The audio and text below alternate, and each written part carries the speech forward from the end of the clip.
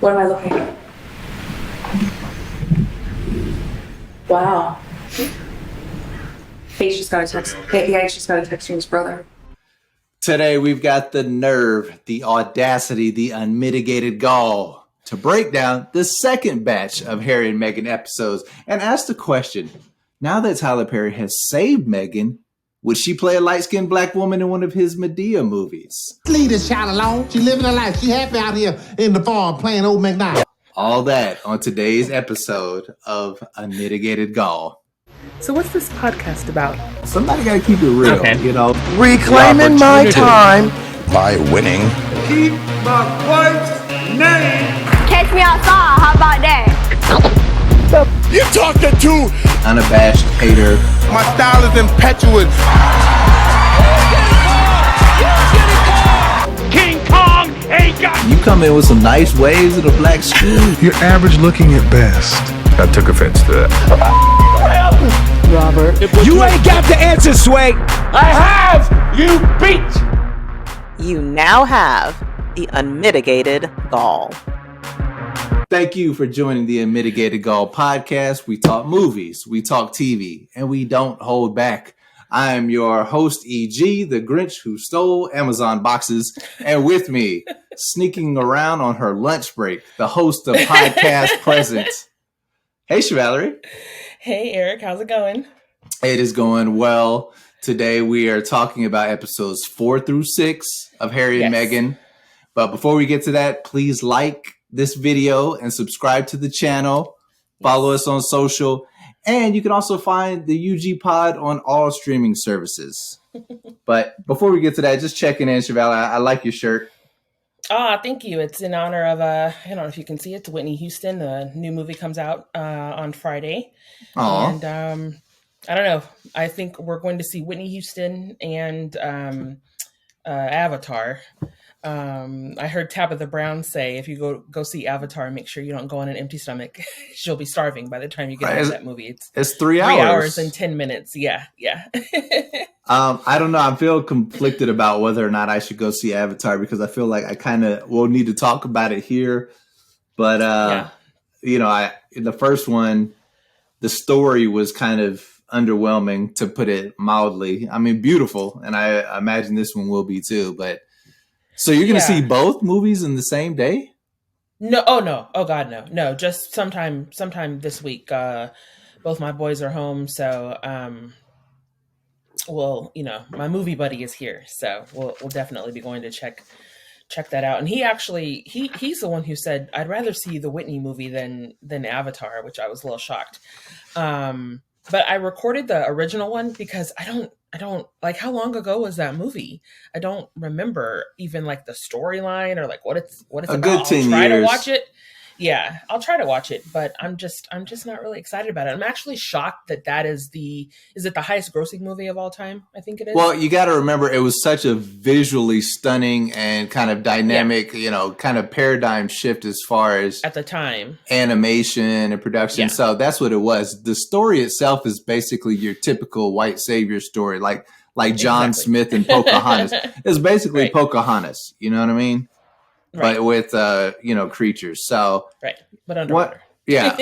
Well, yeah. So they'll be underwater more this time, I guess. So this time is Avatar, but underwater. But anyway, let's talk about Harry and Meghan. So let's talk about it. Let's get it done. So are you ready? Oh, nice! Look at you with the props. Oh, hold on, let me cover my address. It came in the mail like right on time. No holding back. Right. We don't want the. We don't want the Paps in East Point stalking you. Exactly. People ain't got nothing on Daily Mail, which we'll get to shortly. But let's go episode by episode, kind of like what the episode was about, and then your takeaways from it. So episode 4, it's kind of like the happiest of the 3. Well, I'd say it's kind of bookended, because there's drama in all 3 episodes. And there's happiness in episode 4. It's kind of like the stress and the bliss of their wedding day. Mm-hmm. And then things kind of quickly begin unraveling from there, right? So we see the wedding. We see the juxtaposition of Queen Elizabeth's wedding, Prince William and Diana. Kate, Diana. Yeah, that's what it was. Diana and Charles. I don't know that they showed William and Kate. It's like quick little snippets of each one. But yeah, so you get the royal weddings to kind of get you like, this is what it's all about. And then it does a deep dive into their wedding, which is cool, which is nice. I remember when they got married, it was, of course, in newsrooms everywhere. It was a big deal. We all stopped and watched. Mm-hmm. So, what'd you think of episode 4? I mean, I think like you said, it's sort of the way episode 3 ends with, we know we're waiting for the wedding to happen. And then this one sort of shows the wedding. And it seemed like, everything was smooth sailing. But I think at some point they start to show the popularity of Meghan. And at some point during the docuseries, Harry says something about her being more popular than the Queen. And it seems like that seems to be, or maybe, I don't know. I don't know what this whole institution. Did he say the Queen? Because don't you remember? Don't you see the headline that where he says, I think it's in episode 4, they go to some event, the entire royal family is there, and then the next day, Meghan is the one who is on the cover. It's the two of them, but she is the one. And then that's when he says to her, like, "Oh no, this isn't good." Right. She's taking, I guess, sort of the spotlight. I mean, I think they do a very good job of setting up their story and what they want to tell. I think we've said this before. We're only hearing their side. The royal family isn't going to make any kind of comment about the first part of the docuseries, and for sure not this last part. So I think they've done a good job of setting up the story that they want to tell. And I believe their side of the story. Yeah, I think I know you do. I think what is believable is that there is jealousy for press, right? There's jealousy for good headlines, because essentially, what gets lost in the whole royal family is like, they're just royal as far as tradition. There's nothing, there's no true monarchy. There's no power they have of military. No power. So they're celebrities, right? So, celebrities want good press. So it is believable that they could be jealous of Harry and Meghan as a couple. I didn't get the impression that Meghan was ever more popular than the Queen, but I could definitely see her being like more popular than Prince Charles. She certainly has more personality than him, more than Prince. There's just William one and headline Kate that says shock poll, Meghan more popular, and then it highlights the Queen. Yeah. But if that's the case, then that's not Meghan's fault. That's the institution or the media's fault for constantly putting her in the headlines. Like, what is there to say about the Queen? Of course Meghan would be more popular. She's new, she's young, she's fresh, she's biracial, she's in this royal family. So yeah, I understand why she was the more popular royal at the time. Right. And I don't know. I mean, I think British people definitely have a strong place in their heart for Elizabeth, but I could see her being more popular than like Charles, William, and Kate for sure. But yeah, I mean, this is no diss to them, but they have no personality. Right. They come out and they smile and they shake hands, and Harry and Meghan just seem to be more personable. Even when all of the drama sort of comes out, everything that comes out, and they leave the royal family and they take their security and they, give away their titles. Even when they go back at the end, they're still very, very popular. I think it's a small sect of people in this media complex that's there in Britain that don't like her. I think. I think it's a lot bigger than that. I think at this point, it's like they're a very divisive couple. I mean, think about it. A lot of Americans don't even F with Meghan. So imagine how Brits feel at this point with the whole Megxit thing. But just to back up a little bit for those who haven't seen it. I just really wanted the music to be fun. Even our first dance, Song of a Thousand Dances, I always get it wrong. The premise of it is that, all right, she gets married. It was a big event. Everybody loved it. It was beautiful. Then they started doing their royal duties. They go out, they're pressing the flesh, kissing babies. Well, they don't kiss babies, but, smile lovingly at babies. And they become more popular than anybody else in the royal family. Jealousy ensues. And then the institution, which is what, the royal family's, the business that handles the royal family is called, they started leaking negative headlines and kind of working with the press. There's this symbiotic relationship. So now they've turned on Meghan to knock her down a peg. They started putting out negative stories about her. And on top of that, the accusation is that the royal family never comes to her aid, calls off the dogs, or protects them. So, and you're saying you believe them. I'm saying, you know what? That's believable. You know, it is believable because I think if the Queen wanted that the stories about Meghan to stop, I would think that she could stop it. But like you said earlier, and this has always been my issue with the royals, they are just figureheads. They really have no power. Exactly. So maybe she wouldn't have been. So that's why I don't sometimes get the fascination with the royals. Maybe I would if I lived over there. And to be completely transparent, I was, however, fascinated with Princess Diana, growing up. But I don't know, maybe she wouldn't have been. As I was watching it, I thought this could all be solved if this woman would just make a phone call and say, stop this. But maybe she, like in that country, she has no power in that country. She has no power over the press as well. So, well, Harry contends that, so since there is this symbiotic relationship, right, at some point the press is going to want access to them. They're going to want photo ops. They're going to want, these exclusive Windsor Castle type, access. So the idea is that they could, to some degree, stop some of the headlines. I don't think they have any power to shut down the press as a whole, but they could kind of, dial it back a little bit. And they're saying that they just didn't protect her. But before we get more into that, I want to hit the wedding up quick because it reminded me my impressions of it and how all of a sudden Meghan just had like a few of these super famous black friends, but that was it. Like Serena Williams, Oprah Winfrey, and, in the documentary they showed Idris Elba, who I guarantee is not friends with either Harry or Meghan, but they were like, he's black, he's British, let's get him there. And then the addition of the gospel choir, how they showed Prince Charles, that was Prince Charles's recommendation. And the funny thing was they cut to Serena talking about it. And Serena was like, oh, it's such nice to have her culture represented. I'm like, oh, Serena, you're so nice, because that's definitely not that's not Meghan's culture at all. She's just, I think she just meant as a black person, as a black woman, having a gospel choir. I don't see that. I get what she meant. Going to some gospel, some black church in LA. In Neverland. I think she just meant, I'm not speaking for Serena, but I think she just meant in general. There would never have been any other reason to have a gospel choir at a wedding in London, but for the fact that, the prince was marrying a biracial woman. Yeah, and put a pin in that.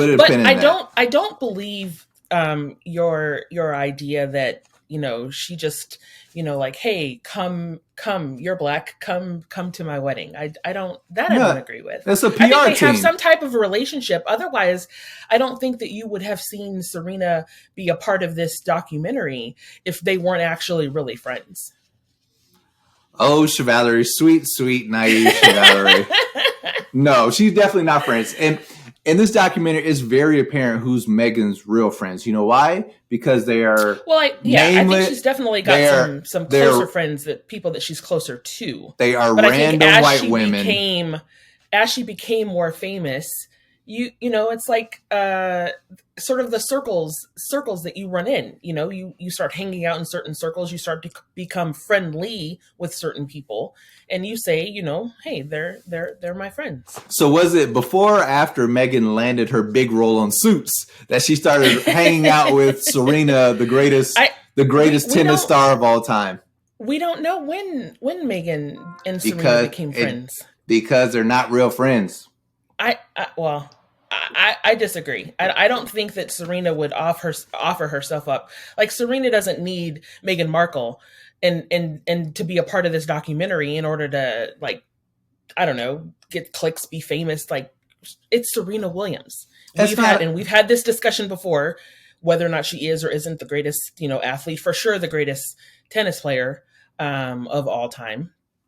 I don't think she would do this just because, I'm retired. I have nothing better to do than to be on this documentary. I think she did it because of genuine concern and for her friend.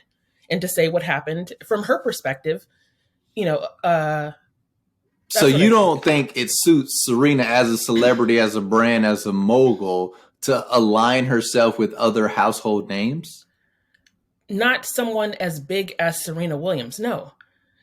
If it were a lesser known Black celebrity, I could maybe see that. But we're talking about Serena Williams. Like, what does she gain from doing this? Nothing. This is her friend. What celebrities gain from continually re-upping on aligning themselves with relevant people is they remain relevant longer and their brand remains stronger longer, right? So you think Serena Williams needs Meghan Markle to be relevant? Or even like, she doesn't need this part of the way you're saying this needs, story to be relevant. The way you're saying needs is so absolute. Like, no, she will continue to live and be fine. Does it help Serena as far as branding? Yes, of course it does. That's like why she's friends with Beyonce. Beyonce don't play tennis. They're both super famous people. So they're in the same circles. That's what's happening here. Meghan Markle became engaged to Prince Harry. She became super famous. Now she's hanging with other super famous people. What I'm saying is the people that are speaking on behalf of... But you're saying that those friendships are not real. And I disagree with that. They're like work friends. Yeah, I'm friends with people at work, but they're not like, they can't tell you how I feel about other people in my family. And, when I went through that tough time, how I really felt. No, they're work friends. And that's what's, but that's when what you Serena listen is. to Serena Williams in that documentary, she talks about Harry and Meghan and their relationship as if she is more than just a work friend, which is why I believe that they are more than just friendly, that they are actual friends. When you watch the ending part of the documentary and when you see Serena Williams, she's talking about their relationship. And it's not like, some rando at work would be able to do that. No, it's like a work friend. Like, I have friends. But a work friend wouldn't be able to tell anyone about my relationships because those aren't things that I share with people I work with. That's what I'm saying. It seems to me like her relationship, at least with Serena, now maybe not Beyonce. I know Beyonce texted her at one point in the documentary. Exactly. At the end. Maybe her relationship with Beyonce is just friendly, but I don't believe that that's true. Based off of what Serena says about their relationship in the documentary, to me, it seems like they're more than just friendly. I think they're actual friends. Now, when that friendship began, I don't know that that's even relevant. I mean, of course, they became friends after she got engaged to Prince Harry. It comes with the territory, Eric. It is relevant because of that. All right. So since you touched on Beyonce, we already mentioned Tyler Perry. Let's skip ahead. So episode 4 is waiting. We didn't mention Tyler Perry. I mentioned it in the intro. Oh, okay. And yeah, that's right. Right. Is she going to be a light-skinned woman in Medea? Yeah. We'll call and we'll chat and we'll talk about silly things. And they were pretty serious on the phone. I go, okay, what's going on? And they said, well, we'd like for you to be Lily's godfather. I go, well, I'd take a minute to take that in. And I thought I'd be honored. So basically, because Naima, she asked me, my wife Naima, she asked me, now that Tyler Perry, she's like, do you think, because we both believe, Naima is still largely supportive of Meghan, but we both believe that she made a conscious effort to hide her blackness. So the question Naima posed to me, which I thought was so great, is like, do you believe that if Tyler Perry asked Meghan to be in a movie, would she turn it down? Like as a black woman in one of his movies? I was like, yeah, she kind of has to. She owes him. Like he saved her. He provided a safe place for her to live. He re-landscaped his home to help keep paparazzis out. A expansive property. He re-landscaped it. So he must have spent millions on this couple. He owes her, right? I mean, she owes him. She owes him. Naima believes that she still wouldn't do it, that she is so committed to avoiding her blackness that she would come up with a scheduling conflict.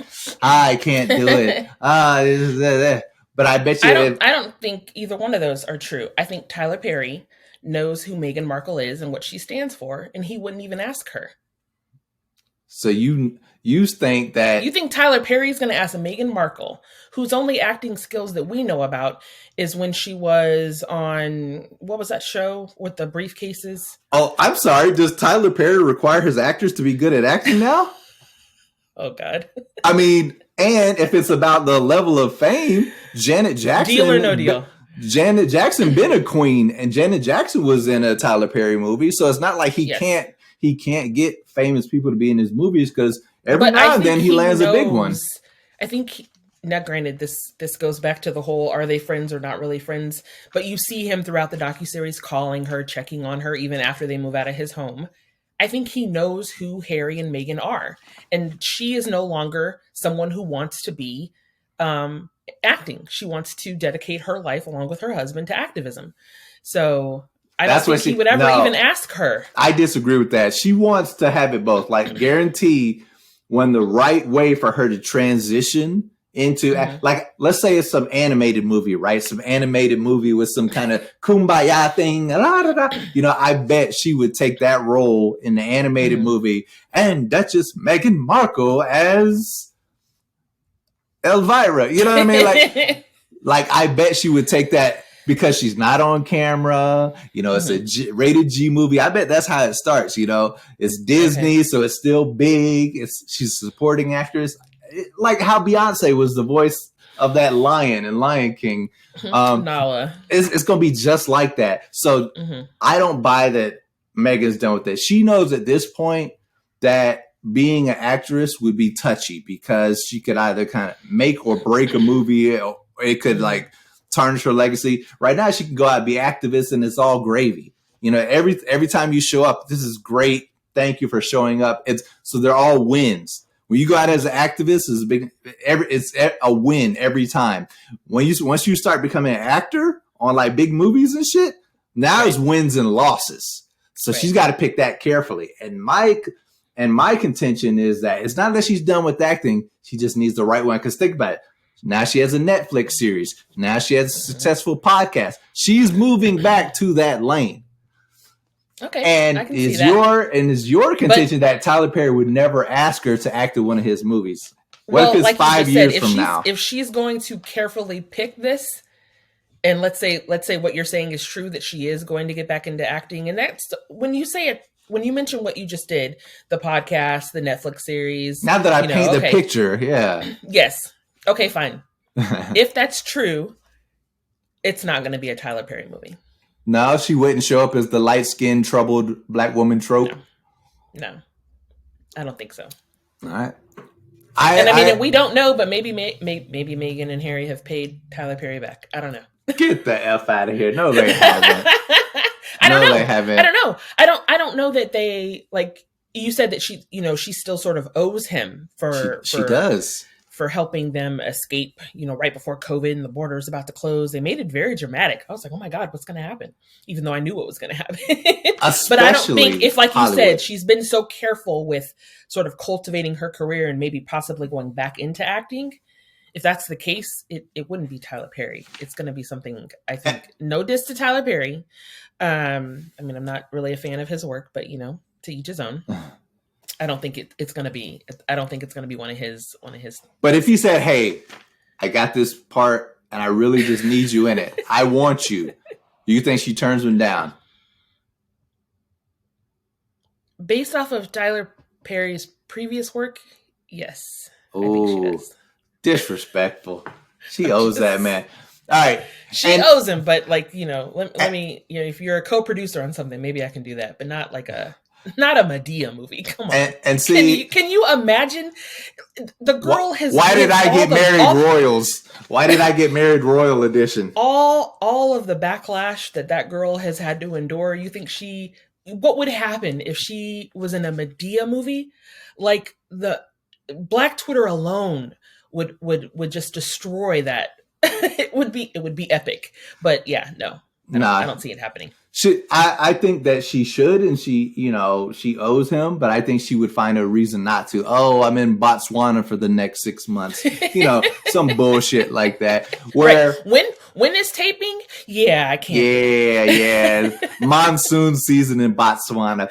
Can't do it. A lot of typhoid. I got to rescue the typhoid kids.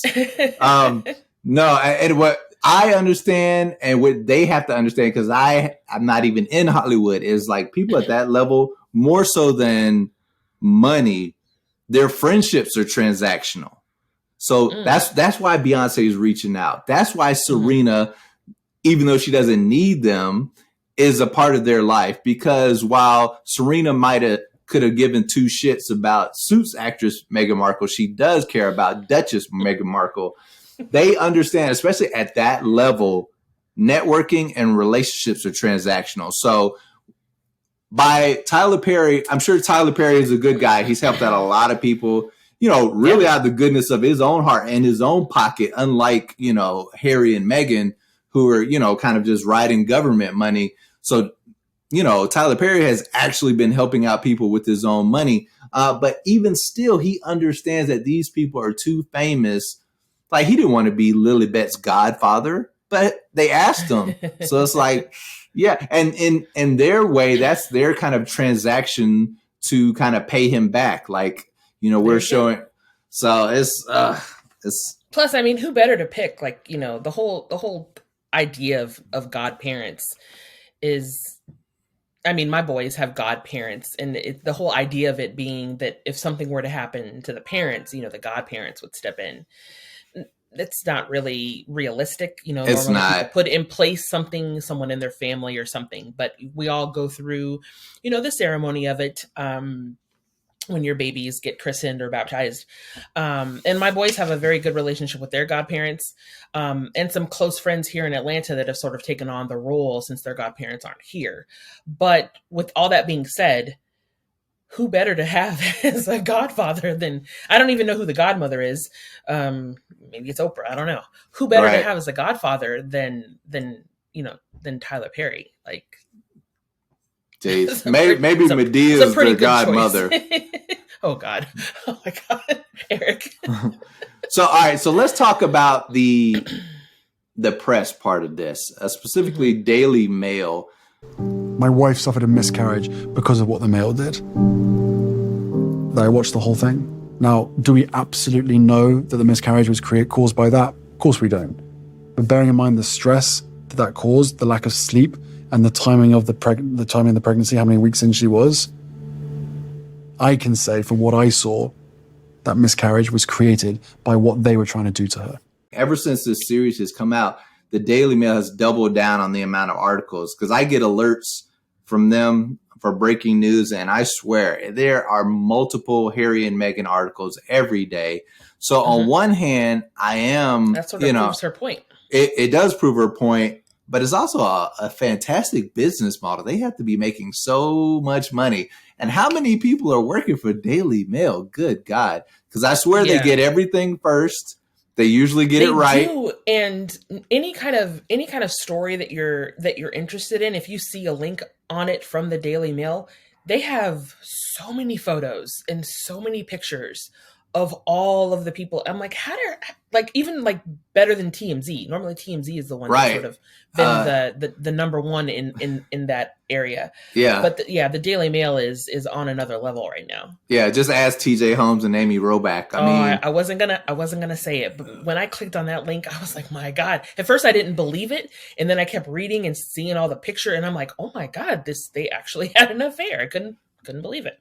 So on one hand, I understand Meghan Markle's want and need to escape that type of glare. Do you think it was necessary for them to really point out that Prince William is part of the problem? Do you think it could have been handled without connecting? Do you think they could have kind of alluded and been more vague about the actual members of Harry's family that are part of the problem, for the future? Yeah. Like I said in the last episode, I really hate that this has caused such a rift between Harry and William, because I think their mother would just be so disappointed. But I think at some point you have to start to question, well, how are they getting all this information? Who is all of this information coming from? And unfortunately, I think the rift is so big between them that at this point they didn't even care if they threw William under the bus. Right. Because it's not about knowing, it's about sharing, right? Mm-hmm. So of course Harry knew, let's say William was involved, but they're basically at a point of no return now, because not only do you know that Prince William is involved, but you put him out there for the world. So what you're basically saying is I don't want Lilibet and Archie having a relationship with this family at all. So, I mean, it's touchy. And I thought about that as I was watching it because I'm thinking, you know, I don't know about you, but like I grew up with, you know, going to visit my grandmother's in the summer and hanging out with my cousins. And as I was sort of watching them, they sort of got themselves in this little bubble. And Archie and Lilibet will never know, you know, their cousins from William and Kate. They'll never see their aunts and uncles. And, you know, I sort of understand why they did what they did, and support what they did. But there's a downside to that. And the downside of that is never knowing. And I sort of got to see a little bit of what you were saying about at some point Harry regretting or you know, well, regretting, you know, the decision that he made when you see the part when they ask him, well, what do you miss about, you know, being back home? And he's like, oh, getting together with the family in those awkward moments. And I miss being in London. And they're showing him at the time when he's saying all this and he's driving through LA and palm trees. It's like, sipping that's not the tea. Same as what he, it's not the same as what he grew up with. I think he still is going to abide by the decision that he made to stand by his wife and his kids. But as I was watching them towards the end, I thought they're in this just little bubble. You see that resentment, right? You see that resentment, right? You see at least if you don't actually see the resentment, you see the seeds of it, right? Because now he's in LA with nothing that he's familiar with. Remember that scene? I think it was episode 6 where Philip died. You see like this rows of black cabs. The black, that part. And you see the effect it had on Harry, and you see when he went back, all the emotions he was there. And he acknowledged that he did talk to William and his father when he went back. He didn't say what it was, but so he's acknowledging that these things matter, still mean something to him. And what you also see is that certain things that matter to Meghan, like Beyonce calling and acknowledging her, he could care less about that, right? Yeah. So I think he definitely, when he's looking at that video of the black taxis all lined up for Prince Philip after he passes, let me ask you this, like a longing for him to want to be back there. But also, I just want to say this really quickly. If take all of that for what you will, there is still the part I think that bothers him and why he is okay with his decision. Because of what happened to his mother. He remembers what happened to his mother, and he sees the exact same thing happening to his wife. And I think because of that, like if Princess Diana were still alive and this were happening, I think we wouldn't even be talking about Harry and Meghan right now. I think they'd still be in London. They'd still be royals. They would just figure it out.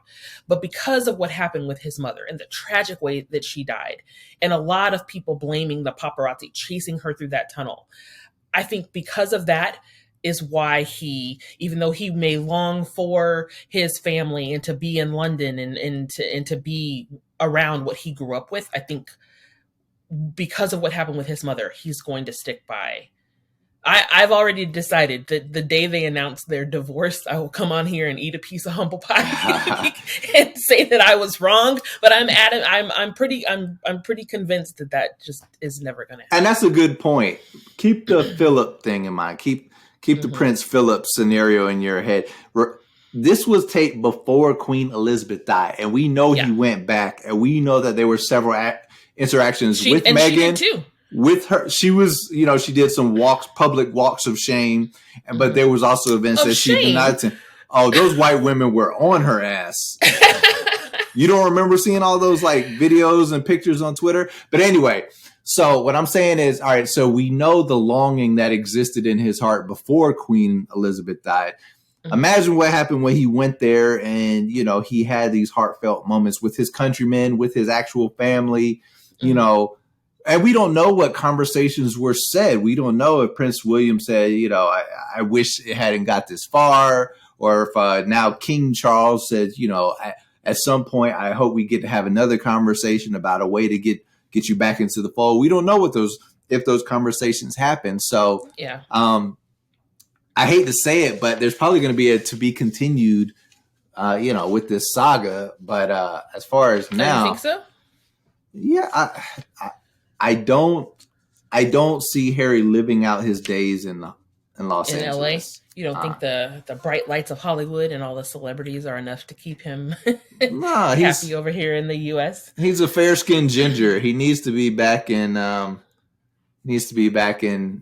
UK or Botswana. Only time will tell. I will say that I think.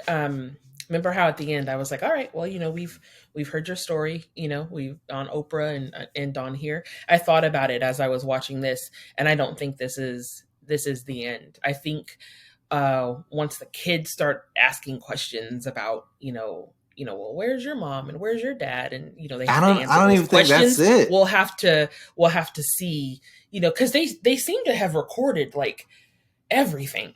Exactly. And so we'll have to see this is part of a plan of Archie and Lilibet's. I still don't think I still don't think that, Eric. And what's going to happen next? All right, this is what's going to happen next. Okay, Meghan is going to take a role as a supporting actress in an animated big movie, right? But she's not. But it will be her voice, so there's not the pressure of her being on camera. It'll be a big movie, so it's legitimate enough for the Duchess to be a part of, but there'll be very little pressure. And that will be the beginning of her actually taking acting roles again. And what that is going to do is going to make Harry realize, it is the Hollywood shit. And that will be the next chapter that they have to contend with. The only reason why I disagree is because remember at the beginning of this documentary when they were showing her and she was acting on Suits, she was still doing a lot of that volunteer work, a lot of that activism. And I think that the acting for her, like it allowed her to be able to do those other things. I don't think she needs that now in order to be able to do what it is they really want to do. And so that's why I disagree with you about. Again, I'll come on here and say, Eric, you were right. As we get ready for Disney or Pixar's whatever, starring the Duchess of Sussex. Actors want attention. So, in her heart, philanthropy may be important. Activism may be important. But at the end of the day, people who go through the trouble of going door to door on auditions, they want attention. They want to be on camera. They want to be the center of attention. That's why Meghan made sure that Harry was rolling on all these like behind the scenes moments, because she knew that one day this would be a documentary, rightly so. So, I mean, you have to understand who these people are at the roots, and, that will help you predict what's going to happen next. So watch. When I tell you, it's going to happen. We got to leave it there. Your girl Meghan, she'll be all right. Hey, y'all. Thanks for watching this. Don't forget to subscribe to the channel. Follow the Unmitigated Gall Podcast on social media. We appreciate you. Tell somebody. Bye. Oh, Lord.